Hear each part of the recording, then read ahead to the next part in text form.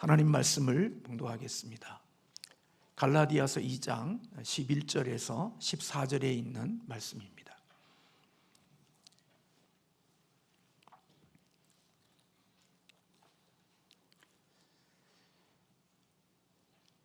우리 같이 함께 갈라디아서 2장 11절과 14절의 말씀을 함께 합독하겠습니다. 게바가 안디옥에 이르렀을 때에 책망받을 일이 있기로 내가 그를 대면하여 책망하였노라. 야고보에게서 온 어떤 이들이 이르기 전에 게바가 이방인과 함께 먹다가 그들이 오매 그가 할례자들을 두려워하여 떠나 물러가매 남은 유대인들도 그와 같이 외식함으로 바나바도 그들의 위식에 유혹되었느니라. 그러므로 나는 그들이 복음의 진리를 따라 바르게 행하지 아니함을 보고 모든 믿는 자 앞에서 게바에게 이르되 내가 유대인으로서 이방인을 따르고 유대인답게 살지 아니하면서 어찌하여 억지로 이방인을 유대인답게 살게 하였노라. 아멘. 네, 오늘 복음 중심의 삶에 대한 주제를 가지고 우리가 8주 동안 하나님의 말씀을 나누었고, 우리 마지막 우리 갈등에 대한 부분들을 오늘 말씀을 나누려고 합니다. 우리의 인생 속에서 살아가는 삶들 속에는 늘 갈등이 있습니다. 가족과의 관계 속에서, 직장과의 관계 속에서, 또 이웃과의 관계 속에서 우리는 살아가면서 늘 갈등을 겪고 살지요. 늘 갈등 없는 평안한 삶을 꿈꾸지만 죄인들이 살아가는 우리들 속에서는 늘 이 갈등이 우리의 삶에 항상 머물고 있는 것을 보게 됩니다. 갈등이라는 단어가 가지고 있는 그 뜻은 한자적으로 보면 갈은 칡을 가리키는 것이고 등은 등나무를 가리키는 그런 의미를 가지고 있습니다. 칡과 등나무가 같은 나무를 감고 올라가게 되면서 칡은 왼쪽으로, 등나무는 오른쪽으로 그렇게 감아 올라가기 때문에 서로 문제가 생긴다는 그런 의미에서 갈등이라는 단어가 나왔다고 합니다. 그러나 이런 갈등 속에서도 신비로운 것은 나무가 서로 숨막히지 않도록 서로 타협하고 공존하는 법을 배우면서 서로의 생명을 유지하고 있다는 것입니다. 만약 그 갈등을 해결하지 못하면 결국 흉측한 모습으로 함께 죽음을 맞이하게 되고 썩어버리게 되어지겠습니다. 우리가 인생을 살아가면서 갈등을 만날 때 그 갈등을 어떻게 반응하고 어떤 태도를 가지느냐에 따라서 우리의 갈등을 넘어서 더 좋은 인생의 삶의 자리로 나아가기도 하고, 또 그 갈등 때문에 서로 함께 질식하고 죽음을 맞이할 수 있는 일이 되어진다는 것입니다. 사람들이 갈등을 해결하기 위해서 사용되어지는 것이 있다면 아마 언어일 것입니다. 그런데 어떤 사람은 갈등을 만나면 그 언어가 공격적인 언어가 되어지는 사람들도 있다는 겁니다. 이들은 늘 정의를 소중히 여기고 또 누가 옳고 그른가를 아주 중요하게 생각하기 때문에 갈등을 만나면 늘 공격적인 태도를 취하게 되어진다는 거죠. 갈등을 만났을 때 공격적인 삶의 태도를 취하는 사람들의 특징들을 복음 중심적인 삶의 저자는 그렇게 몇 가지 특징을 그렇게 기록해 놨습니다. 여러분들이 한번 보시면 공격적인 삶의 모습들이 내 모습 속에 있는지 한번 여러분들이 보시기 바랍니다. 분노나 불만을 발산하는 것으로 갈등을 해소하고, 늘 경로하며 나의 주장을 펼치고, 어떻게 알았는가, 증명할 수 있는가라는 질문을 자주 한다는 것입니다. 그리고 나는 싸움을 시작하게 되어지면 끝장을 보는 그런 모습들을 가지고 있고, 갈등의 원인을 파헤치기 위해서 끊임없이 변호사처럼 신문을 하는 것입니다. 그리고 상대방을 사랑하는 것보다는 논쟁에서 이기는 것이 더 중요하다고 생각하고, 나로 인하여 시작되어진 논쟁임에도 불구하고 논쟁의 원인을 상대방의 문제로 돌리는 그런 특징을 가지고 있는 것이 갈등을 만났을 때 공격적인 반응을 가지는 사람들의 특징이라는 것입니다. 저는 오늘 이것을 보면서 나에게도 갈등을 만났을 때 공격적인 측면이 있었구나 하는 생각을 해보기도 했습니다. 공격적인 사람들의 모습 속에는 언제나 사회의 정의와 그리고 올바름에 대한 그런 부분들을 늘 마음에 두고 있고 갈등을 그러한 기회로 삼는다는 것입니다. 그리고 이 갈등 속에서 언제나 자신의 안전을 확보하려고 하는 모습들이 그 마음의 중심 속에 있다는 것이죠. 그런데 여러분, 이렇게 갈등이 있을 때 다른 사람들을 공격하는 특징을 가진 사람들에게 있어서 문제는 자기 자신이 죄인이라고 하는 사실을 인식하고 있지 못하는 경향이 있다는 겁니다. 그러니까 내가 정의를 세우고 내가 옳은 것을 세울 수 있다고 착각하고 있을 뿐이지 사실은 그 자신이 한없는 죄인이고 그리고 누구를 심판할 수 없는, 판단할 수 없는 이미 망가진 죄인이라는 사실을 잊어버리고 자기 자신이 기준이 되어 남들을 판단하고 공격하는 일들을 행하고 있다는 것입니다. 그런데 그렇게 함으로써 내 안전을 지키려고 하고 내 안전을 확보하려고 하는 모습들이 오늘 이 공격하는 사람들의 모습 속에 있다는 거죠. 그런데 이미 우리는 복음 안에서 이미 안전해졌고 또 안락함을 잃어버릴 것들이 우리는 복음 안에서 없는 사람이라는 것을 우리는 잊지 않아야 된다는 것입니다. 갈등을 일으켜도 나는 그리스도 안에서 이미 모든 것을 받은 사람이고 그리고 내가 이미 그리스도 안에서 갈등 속에 있다 할지라도 이미 하나님께서 받은 것이 많기 때문에 잃어버릴 것이 없기 때문에 갈등으로 인하여 두려움 속에서 이렇게 남을 공격하거나 다른 사람들을 향하여서 논쟁하며 이기고 자기 자신의 안전을 확보하려고 하는 마음을 가질 필요가 없다는 것입니다. 또 갈등을 만나게 되어지면 어떤 사람들은 회피하는 사람들이 있다는 것입니다. 관계를 중요하게 여기고 관계 중심적인 지향적인 사람들은 갈등을 만나게 되어지면 갈등을 회피하는 것으로서 삶을 결정한다는 것입니다. 그래서 늘 관계를 지키려고 보호하고 방어적인 태도를 가지는 모습들로 반응하게 되어진다는 거죠. 그래서 침묵하거나 또 조용한 모습들을 가지고 있는데 그것은 사랑이나 그 어떠한 관심의 표현이 아니라는 것입니다. 관계가 깨질까 봐 두려워서 입을 다무는 사람은 오히려 이기적인 행동을 하는 사람과 같다, 그렇게 볼 수 있다는 것입니다. 제3자가 누군가의 태도로 인하여 상처를 입고 있는데 제3자가 자신을 방어할 수 없는 그런 때 부당한 모습 속에 있을 때에도 침묵하는 사람은 사실은 그 사람에게 상처를 주고 있는 사람과 공범의 자리에 있다는 것입니다.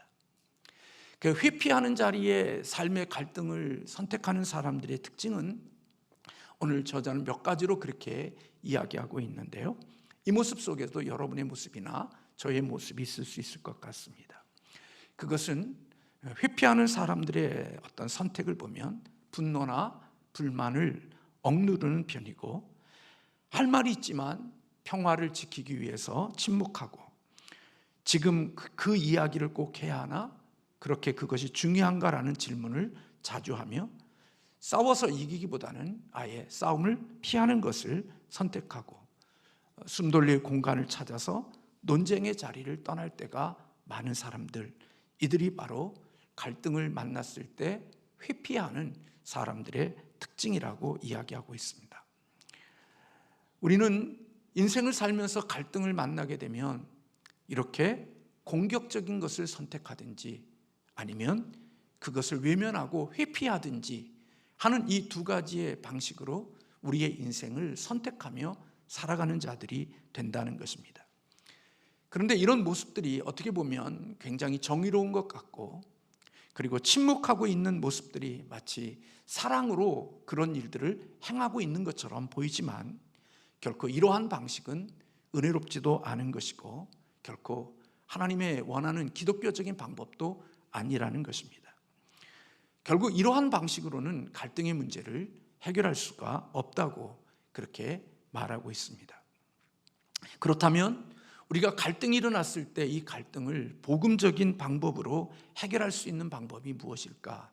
그것을 오늘 본문 바울이 베드로와의 이 관계 속에서 일어나는 이 사건을 통해서 오늘 우리는 그 비결을 발견할 수 있습니다. 본문의 배경은 베드로가 안디옥에 이르렀을 때 이제 바울이 그에게 책망받은 일을 기억하면서 갈라디아 교인들에게 이 내용을 기록하고 있습니다. 베드로를 책망했던 그 일은 어떤 사건이었냐면 베드로는 안디옥에 갔을 때 그곳에서 들어가면서 안디옥에 있는 이방의 교인들과 함께 같이 식탁 교제를 하며 그들과의 친밀한 관계를 지키며 살아왔습니다. 베드로는 복음을 잘 이해하고 있었기 때문에 그는 이방인들과 함께 어울리고 이방인들과 함께 식사하는 것이 조금도 문제되지 않았습니다. 왜냐하면 여러분들이 잘 아는 대로 베드로는 이방인들과 함께 식탁 교제하고 이방인들과 단절하는 그런 마음을 가졌을 그때 하나님께서 그에게 환상을 보여주시고 위에서 내려온 곳에 온갖 더러운 것들이 있을 때 하나님께서 그것을 잡아먹으라 했을 때 베드로가 나는 이렇게 부정한 것을 먹지 않습니다 라고 이야기할 때 하나님께서 내가 깨끗게 한 것을 네가 부정하다고 하느냐고 하시면서 그 환상을 주님께서 하나님께서 보여주셨고 그 환상을 통하여서 이방인도 하나님께 구원에 대한 대상이구나 하는 사실을 깨닫게 되어지고 이방인의 고넬료에게 가서 세례를 베푸는 일들이 베드로에게 있었던 것을 볼 수 있습니다. 그러기에 베드로는 하나님이 이방인들도 믿음으로 구원을 받고 그들 또한 역시 믿음 안에서 하나님의 백성이 되어진다는 사실을 믿는 믿음이 그에게 있었기에 안디옥에 가서 그들과 함께 식탁 교제를 하며 비록 그들이 이방인이었지만 율법에 있는 행위들을 지키지 않아도 함께 교제하고 믿음의 교제를 나누었던 그런 모습들이 있습니다. 그런데 베드로가 그곳에서 그렇게 이방인들과 함께 식탁을 나누고 교제하는 그때에 예루살렘으로부터 야고보가 보낸 사람인지 모르지만 아무튼 예루살렘으로부터 온 유대인들이 오늘 이 안디옥을 방문하게 되어진 것입니다. 그런데 이 안디옥에 방문한 유대인들은 아마 이방인들은 율법의 어떤 관례를 정결한 의식들을 지켜서 그 율법을 지키는으로 말미암아 믿음의 공동체에 들어올 수 있다라는 생각을 가지고 있는 자들이었던 것 같습니다. 베드로가 그 예루살렘에서 온 유대인들의 모습을 보면서 베드로가 이방인들과 함께 앉아서 식사하고 교제하던 자리에서 그 율법적인 그런 유대인들을 의식해서 슬며시 그 자리를 떠난 것입니다. 그런 모습들을 보면서 오늘 그곳에서 같이 식탁 교제를 나누었던 유대인들도 슬며시 베드로를 따라서 떠났고 그리고 바울과 함께 선교의 동역자였던 바나바도 베드로의 그런 행위 때문에 바나바도 그렇게 똑같은 유혹을 받았다고 성경은 기록하고 있는 것입니다. 이러한 일은 단 한 번 되어진 사건이 아니라 베드로의 이러한 사건으로 인하여서 이방인과 유대인들이 함께 머물러 교제하고 함께 식탁에서 음식을 나누는 이러한 일들이 베드로의 이런 행위로 단번에 끝난 것이 아니라 유대인들이 그곳에 머무는 동안 이 일이 오랫동안 지속이 되어져서 결국 유대인들과 이방인들이 함께 하는 이 일들에 대한 문제가 생긴 것입니다.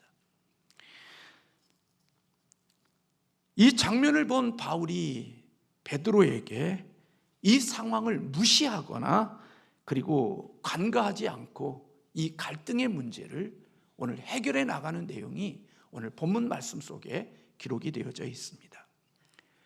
바울이 베드로와의 이 갈등의 문제를 어떻게 해결했느냐? 바울은 베드로를 피하지 않고 공개적으로 베드로를 대면하여 이 문제를 논했던 것을 볼 수가 있습니다.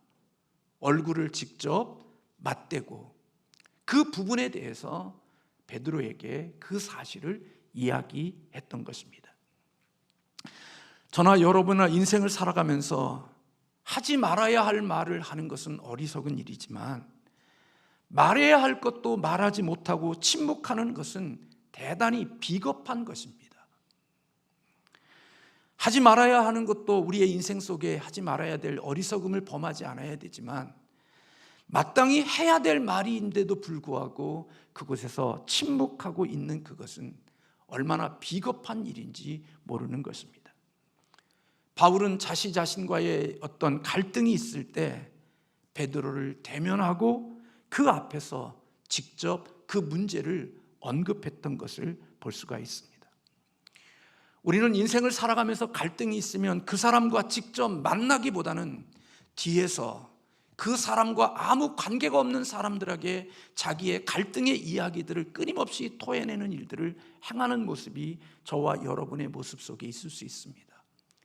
직접 당사자와는 만나지 않고 아무 관계없는 사람들에게 자기의 겪는 갈등의 이야기를 끊임없이 이야기하는 모습들이 있는데 결코 그러한 모습들은 갈등의 문제가 해결되어지는 방법이 아님을 오늘 바울은 우리에게 보여주는 것입니다. 바울은 자기와의 갈등의 문제가 있는 그 사람을 직접 만나서 그 앞에서 오늘은 특별한 일이었기 때문에 공개적으로 이 문제를 제기하고 있는 모습을 보게 되는 것입니다. 그러나 바울이 베드로와 직면하고 바울이 베드로와 대면할 때 그는 베드로에게 험담을 하거나 베드로를 괴롭히지 않았습니다. 바울은 베드로를 비판할 때 베드로의 인격을 비판하거나 그의 존재를 비판한 것이 아니었습니다. 바울이 베드로를 비판한 것은 베드로의 행위를 비판한 것입니다. 다시 말하면 베드로 자체를 비판한 것이 아니라 베드로가 하고 있는 그 행위가 잘못되어졌다는 사실을 이야기한 것입니다. 오늘 우리는 인생을 살면서 남의 갈등이 있으면 자기의 안전과 자기의 정의로움을 드러내기 위하여 그가 어떤 행위에 대해서 불편함을 가진지를 이야기하지 않고 그 사람 존재 자체를 비판하고 그 사람 존재 자체를 정죄함으로써 그 사람을 완전히 못된 사람으로 만들어 놓고 자기 자신이 정당성과 자기 자신이 괜찮은 사람임을 확보해내려고 하는 일들을 대면한 것이 아닌 비겁하게 뒤에 숨어서 그런 일들을 끊임없이 말하고 사는 모습들이 우리에게 있는데 바울은 그렇게 하지 않았다는 것입니다. 베드로의 존재 자체를 비판한 것이 아니라 그가 하고 있는 행위 자체가 올바르지 않음에 대한 부분들을 언급하고 있는 것입니다. 그리고 그가 행한 그것이 바로 그 상황에서만 언급되어지고 있는 것이죠. 우리는 부부가 함께 싸울 때, 다툴 때 우리는 그 다툼이 시작되어진 그것 한 가지를 언급하는 것이 아니라 신혼 초에 또 오랜 되어진 것들을 끄집어내서 이야기하므로 우리는 갈등을 더욱더 유발시키는 모습들이 있습니다. 남편이 아내가 오늘 내게 잘못한 것 있으면 이런 부분에 대해서 잘못했다고 이야기하는 게 아니라 당신은 내게 평생 동안 내게 이와 같은 잘못을 했다고 이야기하면서 신혼 초에 어떤 사람은 데이트할 때 또 임신했을 때 먹고 싶은 거 안 사줬다고 20년이 지나고 30년이 지난 뒤에 그것을 끄집어서 또 이야기합니다. 그래서 어떤 사람은 그렇게 말합니다. 우리 남편은요 평생에 한 번도 나한테 설거지 해본 적이 없어요. 그런 이야기를 합니다. 그러면 남편이 진짜 한 번도 설거지한 적이 없는 남편은 할 말이 없지만, 한두 번 설거지한 남편은 설거지한 때를 기억합니다. 그리고 머리를 굴리면서 언제 내가 설거지했는데 그때를 찾아서 내가 언제 당신에게 설거지했잖냐고 그렇게 제기를 합니다. 그러나 오늘 내가 있는 그 자리에서 남편이 설거지를 해주지 않아서 내가 불편했다면, 우리 남편이 오늘 설거지할 때 이것을 도와주지 않아서 내가 불편했다라고 이야기하면 그것은 사실이기 때문에 남편이 머리를 굴리면서까지 먼 때를 생각할 이유가 없는데, 우리는 그 상황을 이야기하는 게 아니라 그 삶 전체를 끄집어내서 그때를 이야기함으로 그 사람의 마음에 갈등을 더욱더 아프게 하는 일들을 행하는 모습들이 우리에게 있다는 것입니다. 저도 이 말씀을 준비하면서 자녀들을 보니까 너는 항상 그래, 너는 언제나 그랬어. 근데 언제나 그런 건 아니었거든요. 근데 언제나 그랬다는 그 이야기 때문에 자녀들이 분노하고 자녀들의 마음속에 더 마음에 상함을 입게 하는 일들이 있다고 생각이 됩니다. 오늘 내 앞에서 행했던 그 행동 자체가 올바르지 못했다는 사실을 이야기하면 동의할 텐데, 그런 이야기가 아니라 먼 10년 전에부터 되어지는 과거의 이야기들을 끄집어내므로 말미암아 우리의 인생 속에 갈등을 더욱더 유발시키는 모습들이 있는데, 바울은 그렇게 하지 않았다는 것입니다. 특별히 바울이 베드로를 비판하는 것은 개인의 사리 사욕 때문에 이 일을 하고 있는 게 아닙니다. 자기 개인에게 돌아올 목과 자기에게 돌아올 유익, 이런 것들 때문에 지금 베드로를 비판하고 있고 베드로와 이 문제를 언급하고 있는 것이 아닙니다. 바울은 자기 자신이 고난과 어려움을 겪을 때 충분히 스스로 그것을 감당했던 사람입니다. 자기에게 불이익을 당하고 자기가 어려움을 당하고 자기가 고통을 당할 때, 바울은 자기가 겪는 고통의 문제 때문에 이러한 갈등이 있을 때 이 갈등의 문제로 다른 사람들과 다투거나 그 문제를 제기하거나 그들과 싸우지 않았습니다.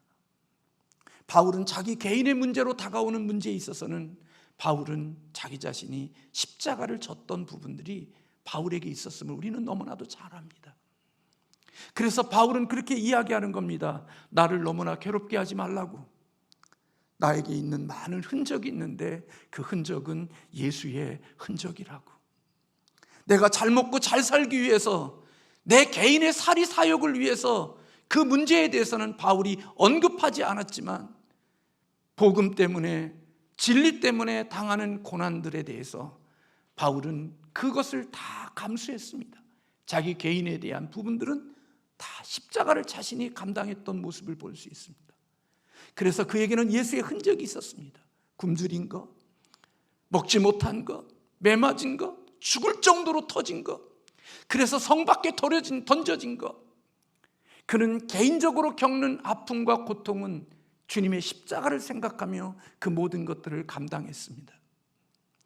오늘 우리는 예수 그리스도를 믿고 주님을 따라가면서 남을 비판하고 남과 갈등이 있을 때 그 갈등의 문제를 해결하는 모습을 보면 그 중심 속에 나 개인적인 이익과 내 개인적인 것들이 개입되어진 경우들이 참 많이 있을 수 있는데, 목사 자신도 개인의 이익과 자기 개인에게 돌아올 목 때문에 사람들을 비판하고 사람들을 정죄하고 갈등을 유발하며 살아갈 수 있는데, 바울은 그렇게 하지 않았습니다. 자기 개인의 문제에 대해서는 십자가로 여기고 그것을 잘 소화해냈습니다. 그런데 그런 바울이 오늘 본문에서 먹는 문제, 밥 먹는 문제 가지고 왜 자기의 대선배가 되어지고 신앙의 사도의 가장 사도에 해당되어지는 베드로를 향하여서 이렇게 직면하고 이 문제를 언급하는 이유가 어디에 있습니까? 그것은 개인적인 사리 사욕의 문제가 아니라 단순히 먹고 마시는 식탁의 교제의 단순한 문제일 텐데, 그럼에도 불구하고 그 속에 담겨져 있는 진정한 의미는 복음을 파기하고 복음에, 하나님이 주시는 복음을 무너뜨리는 일이 오늘 베드로의 행위 속에 있었기 때문에 대선배인 베드로에게 바울이 이 문제를 직면하고 있는 것입니다. 그래서 오늘 본문 14절에 보면 그러므로 나는 그들이 복음의 진리를 따라 바르게 행하지 아니함을 보고 그렇게 말씀하고 있는 것입니다. 식탁에서 도망가는 거, 이방인들과 같이 먹지 않는 그 단순한 그 행위 한 자체가 그렇게 대단한 일입니까? 뭐 밥 먹다가 일어날 수도 있죠. 그게 무슨 그렇게 대단한 일이에요? 근데 바울은 베드로가 행하고 있는 그 행위 자체가 복음의 진리를 따라 행하고 있지 않고 있다고 하는 사실에 대한 인식을 가진 것입니다. 아니, 그게 무엇이기에 복음의 진리를 따라 행하지 않는 것인가? 밥 한 끼 같이 안 먹는데, 식사하는 자리에서 한번 일어났을 뿐인데, 그게 무슨 복음의 진리를 바르게 행하지 않는 일이 될 수 있나요?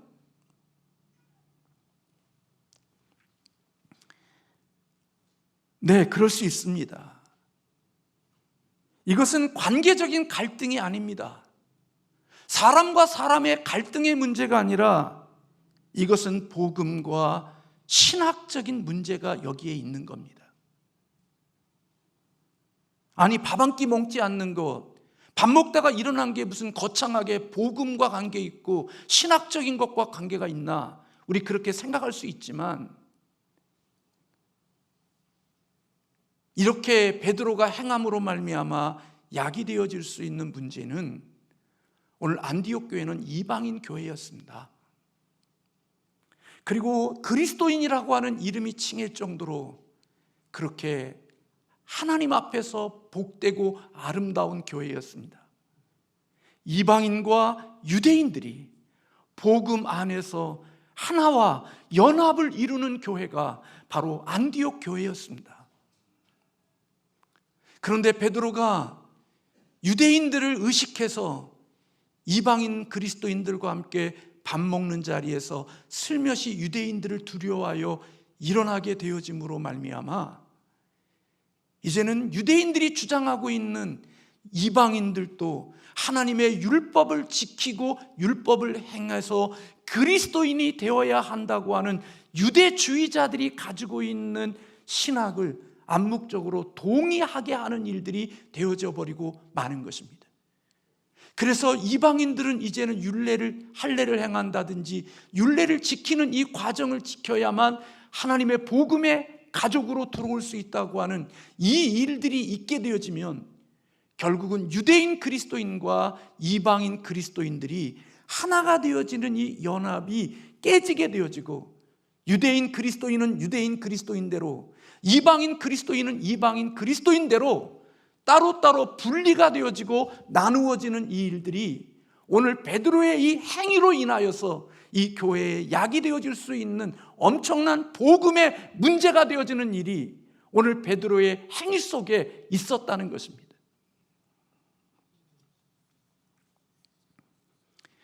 교회의 본질 자체가 깨질 수 있는 부분이 바로 베드로의 이 행위 속에 있었기 때문에 베드로는 밥 먹다가 일어난 그 한 사건을 바울은 그 갈등의 문제를 직면하고 그 문제를 언급하고 있는 것을 보게 됩니다. 많은 사람들은 예수 그리스도를 믿고 신앙생활하면서 아니 그렇게 시시한 자리, 밥 먹는 자리 한 가지에서 무슨 그렇게 대단한 것이 있다고 그렇게 할 수 있느냐라고 이야기하지만, 사실 베드로가 그런 일을 행한 다음부터 이례적인 것이 아니라 베드로가 그런 행위를 한 다음부터 계속해서 유대인과 이방인 그리스도인과 같은 식탁 공동체의 이 식탁의 모임이 단절되어진 겁니다. 이례적인 사건이 아니라 베드로의 그 행위 한 번으로 인하여서 함께 이방인과 유대인들이 함께 모여 교제를 하고 성도의 아름다운 교회의 복음의 본질적인 모습들이 베드로의 행위 하나로 인하여서 그것이 단절되어지고 점점 멀어지게 되어져서 유대인은 유대인들끼리, 이방인들은 이방인들끼리 편이 나누어지는 이 일들이 오늘 교회 안에 이루어지고 있는 모습을 보면서 바울은 베드로의 그 행위를 지적했다고 말하고 있는 것입니다.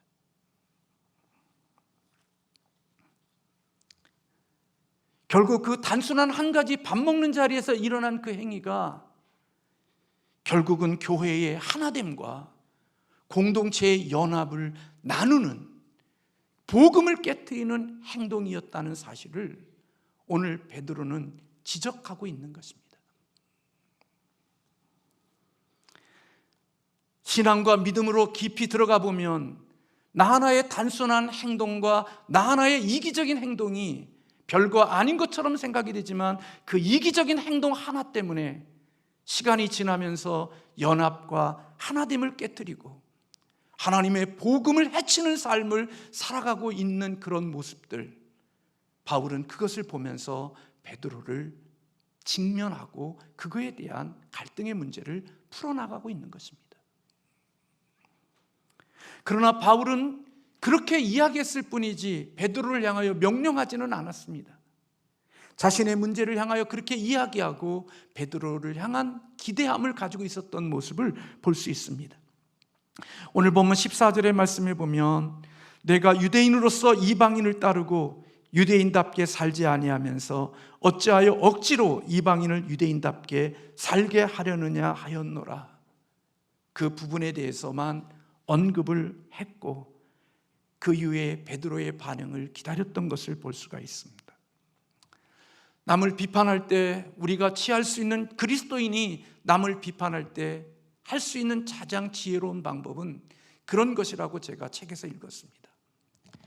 당신에게는 A를 선택할 수 있고 B를 선택할 수 있는 일이 있는데, A를 선택하면 이런 결과가 있고 B를 선택하면 이런 결과가 나온다는 사실을 이야기해 주는 것으로서 우리가 할 수 있는 일은 다 하는 것이라는 겁니다. 다시 말하면 네가 어린아이에게 네가 이 사탕을 먹으면 네가 당뇨나 너의 몸이 해로워서 너가 심각한 병에 걸릴 수 있고, 네가 이것을 먹지 않으면 너는 건강하고 더 좋은 모습으로 더 맛있는 것을 오랫동안 먹으며 살 수 있다고 하는 A와 B의 선택 속에 A의 결과와 B의 결과를 이야기해 주고, 선택은 누구에게 넘기는 거냐? 상대방에게 넘기는 게 남을 비판할 때의 가장 좋은 모습이라고 제가 읽었습니다. A와 B를 당신에게 선택권을 그들에게 넘겨주는 거죠. 그리고 그 선택은 그의 몫이고, 그리고 그의 몫에 대한 선택은 본인 자신이 책임을 져야 되는 것입니다. 비겁하게 그거에 대한 책임도 지지 아니하고 결과에 자기의 선택에 대한 결과도 남들에게 넘겨버리는 비겁함이 우리에게 있을 수 있지만, 내가 명령한 것이 아니라 A의 선택의 결과, B의 선택의 결과, 그것은 우리의 몫인 것입니다. 예수님을 믿으면 천국, 예수님을 믿지 않으면 지옥, 그것은 우리에게 달려있는 몫입니다. 내가 예수님을 믿어서 천국을 선택하든지 내가 예수님을 믿지 않아 지옥을 선택하든지, 그것은 우리가 할 일이 아니라 당사자의 몫이라는 겁니다. 복음은 바로 이러한 갈등이 있을 때 바로 이와 같은 방법으로 문제를 풀어가는 것이라는 겁니다. 근데 이것이 하나님의 방법이었다는 것입니다. 하나님은 우리가 잘못했을 때 우리를 공격하지 않으시고, 그렇다고 해서 우리를 떠나지도 않으시고 회피하지도 않으시고, 우리에게 찾아오셔서 은혜와 진리로 우리를 만나주심으로 우리 안에 있는 갈등의 문제를 우리 주님은, 우리 하나님은 해결하셨다는 것입니다. 그러므로 여러분, 우리는 인생을 살아가면서 저나 여러분이나 갈등을 만나면 끊임없이 공격적인 사람은 공격적이고 회피하는 사람은 회피하는 선택을 함으로 말미암아 갈등의 문제가 해결되지 아니하고 지속되어지며 뒤에서만 궁시렁궁시렁 뒤에서만 온갖 무한한 일들의 역사가 만들어지는 것들을 보게 되어집니다. 그러나 그리스도인이 갈등을 해결하는 방법은, 복음적인 방법은 그 문제에 대해서 피하지 않고 그 문제를 직면하되 내 안전과 자기 자신의 어떠한 기준을 세우는 것이 아니라 나도 죄인임을 기억하고, 그리고 이미 나는 그리스도 안에서 안전한 복음 안에서 안전함을 누리는, 그가 그렇게 한다 할지라도 나는 이미 그리스도 안에서, 주 안에서 안전성이 확보된 자임을 믿고 그를 공격하기보다는, 그리고 두려워서 사람들과의 관계가 깨질까 봐 두려워서 피하고 도망다니고 숨는 그런 비겁함을 선택하는 게 아니라, 오늘 바울처럼 하나님의 복음 안에서 이 문제를 풀어가는 지혜로움, 우리 그리스도인들에게 필요하다는 것입니다. 그리고 그렇게 선택을 그에게 맡기고 우리가 기다리는 것은 결국 성령님이 그 안에서 역사하셔서 그 사람을 변화시키고 그 사람을 바꾸어 주실 것을 기대하며 성령님을 의지하며 그 문제를 풀어나가는 사람들이 되어야 한다는 것입니다. 그렇게 할 때 우리는 나를 세울 필요도 없고 두려움도 없고, 그리고 성령님의 능력으로 그 갈등이 잘 풀어졌을 때 우리는 나도 이기고 너도 이기고 함께 그 갈등을 잘 풀어감으로 서로 행복하고 승리하는 윈윈과 그런 아름다운 축복들을 경험할 수 있게 한다는 것입니다. 여러분, 지금 이야기는 갈라디아 교인들에게 편지를 쓰면서 이 이야기를 하고 있습니다. 왜 바울이 갈라디아 교인들에게 이 편지를 쓰면서 안디옥 교회에 있었던 이 이야기를 끄집어내는 걸까요? 언급하는 걸까요? 갈라디아 교회도 똑같은 문제가 지금 일어나고 있기 때문에 바울이 이 이야기를 끄집어서 이야기하고 있는 겁니다. 갈라디아 교인들 중에서 유대주의자들이 와서 이방인들에게 이제는 너희가 예수 그리스도를 믿음으로 말미암아 구원받는 게 아니라 예수님을 믿는 것 플러스 할례도 행해야 되고 하나님의 율법을 지켜야 구원이 있다고 하는 다른 복음을 전함으로 복음을 깨트리는 하나님의 공동체를 나누는 이 일들이 지금 갈라디아 교회에서도 이루어지고 있기 때문에 바울은 베드로가 안디옥에서 있었던 그 일을 회상하며 그 일을 언급하면서 이 교회의 이 사건을 이야기하고 있는 것입니다. 육신의 눈으로 보면 단순히 밥 한 끼 먹다가 일어나는 그 사건이지만 그 속에 복음이 깨지고 하나님의 공동체가 깨지는 그러한 어마어마한 일들을 사도 바울은 본 것입니다. 단순히 여러분들이나 저나 함부로 이렇게 말하고 살아가고 있지만, 그러나 그 중심 속에 들어가 보면 그 한마디의 말, 하나의 행동이 하나님의 복음을 거스리고 하나님의 기뻐하시는 일들을 해치는 결과들을 낳을 수 있는 문제가 되기에 단순히 먹는 이야기가 아니라 복음의 이야기를 지금 바울이 복음의 방법으로 그들에게 설명해내고 있는 것입니다. 사랑하는 성도 여러분, 저와 여러분에게도 이 세상을 바라볼 때 단순히 육신의 눈으로만 보지 마시고 복음의 눈으로 볼 수 있는 하나님의 사람들이 되어지기를 주님의 이름으로 축원합니다. 선택은 내가 해야 되겠지만 그 선택의 결과는 주님으로부터 엄중할 것입니다. 단순한 한 가지 행동 때문에 복음이 깨졌고 공동체가 어려움을 겪었다면 우리 주님 앞에 섰을 때 그 작은 행동 하나가 맺은 열매를 통하여 주님 앞에 엄중한 책임을 묻게 되어질 것입니다. 그러나 내 작은 행동 하나가 복음을 세우고 내 작은 하나가 어렵고 힘들고 내 불편함을 감수하고 주님의 복음을 세우기 위하여 직면했던 그 일이 주님의 교회와 복음을 세운 일이라면 주님을 만났을 때 주님으로부터 칭찬과 상급이 있을 것이라고 여겨집니다. 저와 여러분의 삶의 복음의 안경이 쓰여지는 은혜가 있기를 주님의 이름으로 축원합니다. 그래야만 바울 같은 삶을 선택할 수 있고 바울 같은 용기를 낼 수 있고 바울같이 하나님의 교회와 복음을 지켜낼 수 있는 아름다운 삶이 되어질 수 있다는 것입니다. 기도하겠습니다.